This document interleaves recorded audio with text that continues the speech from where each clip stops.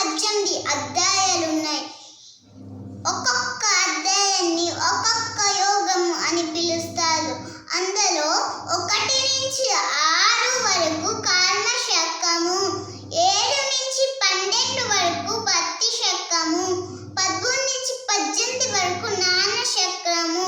అధ్యాయాలు 18. అర్జున విషాద యోగము, సాంఖ్య యోగము, కర్మ యోగము, జ్ఞాన యోగము, కర్మ సన్యాస యోగము, ఆత్మ సంయమ యోగము, విజ్ఞాన యోగము, అక్షర పరబ్రహ్మ యోగము, రాజ విద్య రాజగృహ యోగం, విభూతి యోగం, విశ్వరూప సందర్శన యోగం, భక్తి యోగం, క్షేత్ర క్షేత్రజ్ఞ విభాగ యోగం, గుణత్రయ విభాగ యోగం, పురుషోత్మ ప్రాప్తి యోగం, దైవాసుర సంపద్ విభాగ యోగం, సర్దాతయ విభాగ యోగం, మోక్ష